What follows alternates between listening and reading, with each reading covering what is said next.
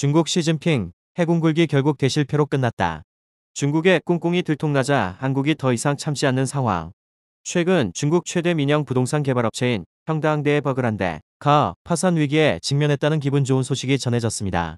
1996년에 설립된 헝다그룹은 중국에서 가장 큰 부동산 개발업체 중 하나입니다. 에버그란데 그룹의 부동산 회사인 헝다는 280개 이상의 도시에 진출해 20만 명 이상을 고용하고 있었습니다. 리얼리즘 에버그란데 그룹의 부동산 회사인 헝다는 280개 이상의 도시에 진출해 20만 명 이상을 고용하고 있었습니다.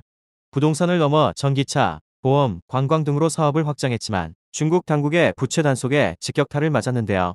시진핑은 내수 기반의 자생적인 경제 성장을 꾀하면서 부채 의존도 줄이기에 나섰습니다. 언제는 빚내서 사업하라고 판 깔아주더니 이제 와서 은행 대출을 모두 막은 것이죠. 오락가락 시진핑 치매 현상의 헝다는 현재 회사채와 금융사 대출 등 약 355조 원의 빚을 지게 되었는데요. 중로스 시진핑의 핑거스냅에 중국인 절반이 돈을 잃게 생겼으니 시진핑이 엑스맨이라며 재평가가 이루어져야 한다는 농담도 들립니다. 당연히 중국 정부는 파산 위기에 놓인 헝다에 대한 직접적인 지원에 나서지 않을 것으로 보입니다. 국제신용평가사 스탠더드 앤드 푸어스 SP는 지난 발표에서 중국 정부가 헝다를 과도한 부채를 안고 있는 자국 기업에 대한 본보기로 삼을 것이라고 분석하였는데요. 시진핑의 신나는 칼부림에 중국 빅테크 사교육 부동산 등 거의 대부분의 민간 기업들이 죽어나가고 있지만 유독 규제하지 않는 분야가 한 곳 있습니다. 유독 규제하지 않는 분야가 한 곳 있습니다. 바로 조선업이죠. 중국 조선사들은 오히려 지금 정부 당국의 막대한 자금 지원을 등에 업고 대대적인 수주 공세를 펼치고 있습니다. 현재 중국 은행들은 자국 조선소에서 건조되는 선박의 경우 성가의 60%에 대해 금융을 제공한다고 합니다. 심지어 해양 플랜트는 건조 비용의 80%까지 지원하죠. 중국 수출입은행은 중국 내건조 비중이 50%가 넘는 프로젝트의 경우 선수금 대출을 해주고 중국 내건조 비중이 15% 이상일 경우 연지급 방식의 대출을 지원합니다. 최근 중국에서 유일하게 LNG선 건조가 가능한 후동중화조선소가 최근 카타르 1차 발주 물량 16척을 따낸 것도 중국 정부와 은행이 외국 선주를 상대로 신용보증과 성가 절반 이상의 금융지원을 제공하는 등 든든한 뒷배를 서줘 가능했던 것으로 분석됩니다. 또한 삼성중공업이 26년 만에 중국 저장성 닝보조선소를 철수하기로 하자 중국 정부와 국영 언론이 일제히 실망스럽고 우려스럽다는 논평을 낸 것 또한 현 상황과 무관하지 않은데요. 중국 언론들은 연일 삼성중공업 철수 과정에서 중국 노동자들의 불이익이 존재한다며 사태에 불을 지피고 있습니다. 중국 경제매체 차이신에 따르면 무책임스러운 철수 과정에서 조선소 노동자 수천 명이 항해 시위를 벌이고 있다고 하였습니다. 이는 아름다운 이별로 평가됐던 2019년 삼성전자 철수 때와는 사뭇 다른 분위기인데요. 즉 중국이 자국 스마트폰 산업을 육성하기 위한 선택이 아름다운 이별로 포장된 것이죠. 삼성중공업에 따르면 근무 연수당 1개월치 임금과 이와 별도로 3개월 분에 해당하는 급여를 일시에 지급하는 방안을 제안했다고 소개했습니다. 가령 4년 48개월 근무자의 경우 4개월치 월급과 추가로 월 급여의 3배를 보상받는 방식으로 삼성전자 철수 때와 동일하다고 전했는데요. 지난 2019년과 상황은 같은데 반응은 다른 것은 시진핑이 조선 산업에 유독 진심이기 때문입니다. 이는 시진핑의 군사 전략인 대양해군 군사굴기와 맞닿아 있는데요. 중국군 전면적 개혁에서 가장 눈에 띄는 분야는 해군입니다. 국방비의 80% 이상을 해군에 주력하며 해양강국을 이루겠다는 중국 최고 지도부 의지에 의해 뒷받침되고 있습니다. 지난 1월 발간된 미 국방정보국대와 중국의 군사력 보고서가 중국 해군력과 해양 전략을 강조한 것은 이미 놀라운 일이 아니죠. 2021년 중국 해군이 보유한 군함은 350척 이상으로 미국의 293척을 넘어섰습니다. 양으로는 세계 최고이죠. 세계 1위 해군력의 미국은 초도함 건조 후 두 번째 함을 건조하기까지 2년간 시차를 둡니다. 2년 동안 미처 발견하지 못한 기술적인 결함 등을 보완하기 위함인데요. 중국은 이러한 갭이 없습니다. 중국은 이러한 갭이 없습니다. 개념이 없는 거죠. 중국이 이처럼 무차별적으로 군함을 복사기 마냥 찍어내고 있는 것이 중국 조선 산업의 붕괴에 있다는 전문가들의 분석인데요. 후동중화조선이 건조한 LNG 운반선 글래드스토너가 건조된 지 2년밖에 안 된 시점에서 선체 결함으로 인해 운항이 중단되자 외국 클라이언트들은 중국과 손절하기 시작했습니다. 특히 고장난 후의 일들은 어처구니가 없을 정도였는데요. 중국에서 파견된 수리공들이 몇 달을 들여다보고도 수리를 못한 데다 수리비가 새 화물선 건조 비용보다 더 많이 청구됐습니다. 그 밖에 중국 조선업계는 부족한 기술력에 납기 일정을 2년 넘게 연장하는 추태를 벌였고 이에 시장에서 철저히 외면받았습니다. 즉 시진핑은 다 죽어가는 조선산업도 살리고 해군 굴기도 이뤄내자는 원원 전략으로 조선소를 굴려 군함을 찍어내듯 만들고 있는 것이죠. 질이야 뭐 보나만 하겠지만 그럼에도 중국 해군의 이내 전술은 한국에 실질적인 위협이 되고 있습니다. 중국은 수시로 군함을 한국 영해로 보내며 노골적으로 한국의 서해를 내해화하려는 서해 공정 작업을 시도하고 있습니다. 경렬 비열도 이어도 칠광구 등 한국 땅을 중국 땅으로 삼기 위해 눈독 들이고 있죠. 일본이 호시탐탐 노리는 독도만큼이나 중국이 군침을 흘리는 경렬 비열도는 2014년 조선족을 앞세운 중국 자본에 의해 20억 원에 팔려나갈 뻔했습니다. 그해 국토교통부가 섬에 대한 외국인 토지 거래 제한 조치를 내려 가까스로 거래를 막았죠. 중국 자본이 섬을 사들인 뒤 여장권 등 어업 권리를 주장하거나 위장, 매입한 섬을 중국인들이 사는 유인도로 만들어 점유권을 주장하게 된다면 해양 안보에 심각한 위협이 될 수가 있습니다. 이어도 역시 중국이 침을 흘리고 있는 곳인데요. 이어도는 마라도에서 149km 떨어진 곳에 있는 수중함초로 한국이 해양과학기지를 2003년에 완공하여 장기간 운영하고 있음에도 불구하고 중국 외교부는 이어도 수역에 대한 권리를 주장하고 있습니다. 지난 2013년 중국은 동중국해 방공식 별구역을 선포하면서 이어도 상공을 포함하는 정신나간 짓거리도 일삼았죠. 매년 중국 군용기가 이어도 서쪽에서 한국 방공 식별구역 카디즈에 무단으로 진입하고 있는데요.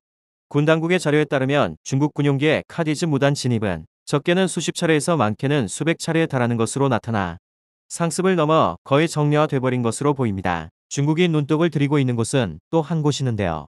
바로 대한민국 제7광구 석유가스전입니다.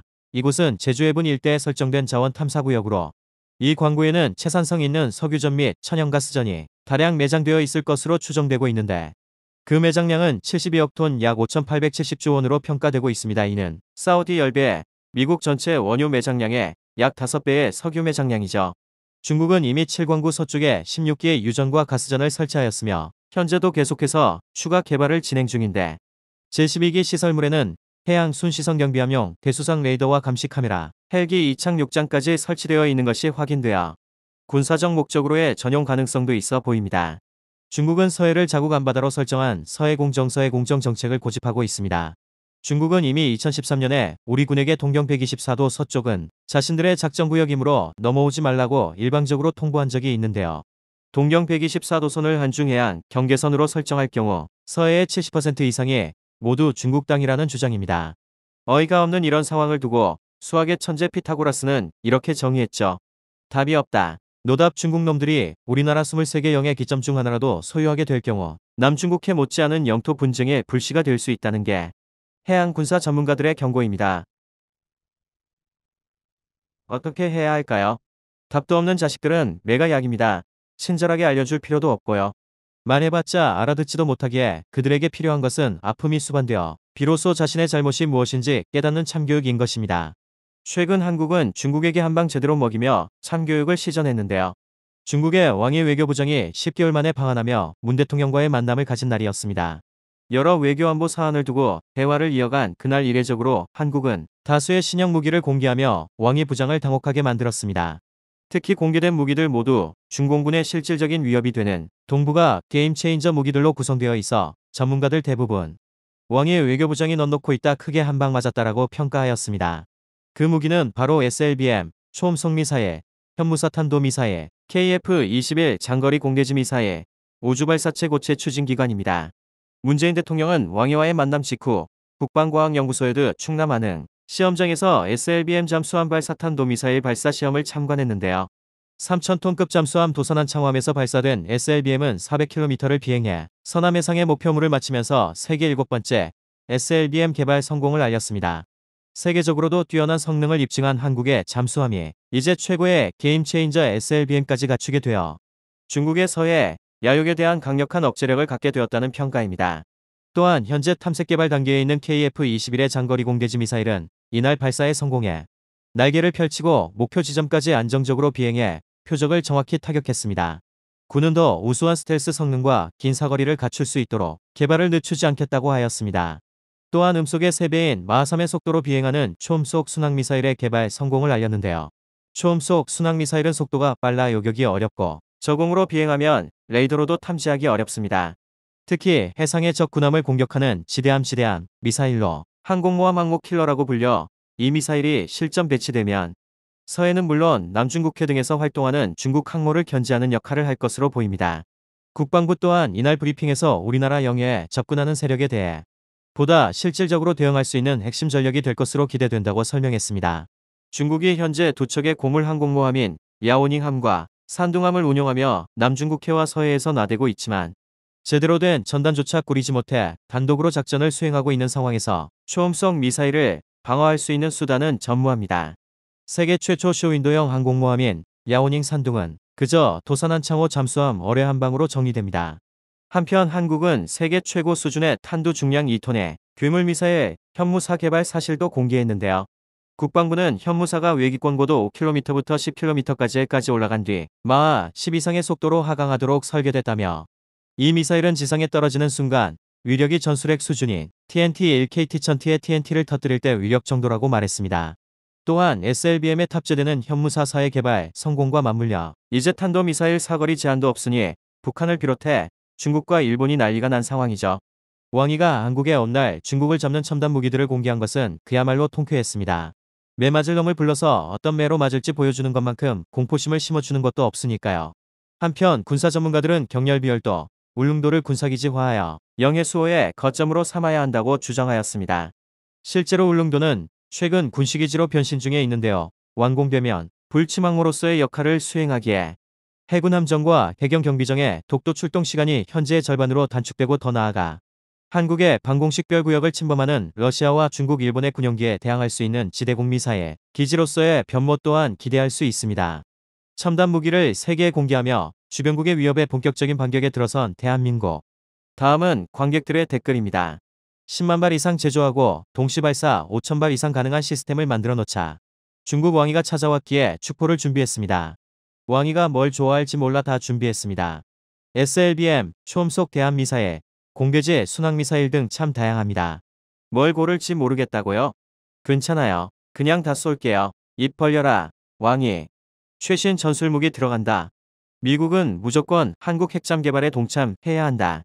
그뿐만 아니라 핵미사일도 대한민국이 가져서 중국을 견제할 수 있도록 지원해야 할 것이다.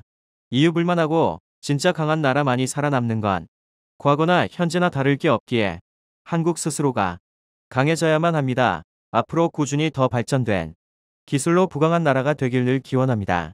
전국에 있은 모든 섬이란 섬의 유무인 미사일 기지와 약간 큰 섬에는 항구와 비행장을 설치하여 우리나라 어민이 비상시 접안할 수 있고 군사용으로도 활용할 수 있도록 하면 국가 발전에 큰 도움이 될 것 같습니다. 좋은 방송 감사합니다. 이어도에 인공해양기지 만들어서 미사일 중공량에 배치해놓고 중공들 견제해야 함.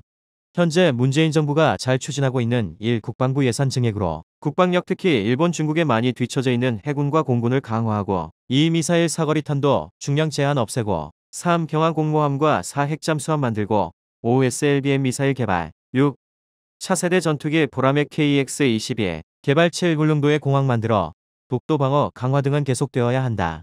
세계 4에서 5위권 도서 보유국으로 해상공항을 100곳을 조성해서 보라매와 라해 상용 중고 바이퍼로 국토 방위하고 레이더와 미사일 부대를 주둔해서 지속 생산 무기를 분산 보유합시다.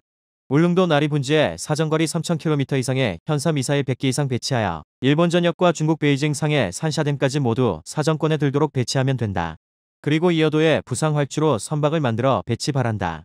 중국 저것들이 저렇게 깡패짓을 해대는데 아직도 친중해야 된다는 헛소리하는 사람은 없겠죠. 중국의 해양 침략 야욕을 막기 위해 국방력을 계속 증강해야 되고 불법 조업에도 강경 대응을 해야 됩니다.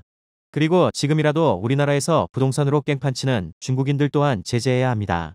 전쟁이 일어난다면 배출항과 동시에 침몰, 그럼 다시 만듦과 동시에 출항, 그럼 다시 침몰, 그런 로테이션으로 전쟁하면 진짜 대박이겠네요. 우리의 국방력이 더더욱 강해져야 하는 이유이며 쉼 없이 그리고 후속 무기들을 개발해서 저것도 갖고 있어. 하게 항상 하나를 보여줄 땐 후속타를 만들어 놓고 공개해야 할 것이며 만들어진 무기들도 분산 배치해. 대한민국 해양, 땅, 하늘에 침범을 하는 것은 절대로 봐주지 말아라. 지금까지 지켜봤잖아. 가만히 두니 이런 상황이 오는 거림. 부디 대한민국 땅 바다 하늘 지키려면 선조치 후보고 하세요. 내가 죽는데 대한민국 군은 국민의 군대입니다. 본인들의 의무입니다. 죽고 나서 발사 늦습니다. 좋으셨다면 구독과 좋아요 부탁드립니다.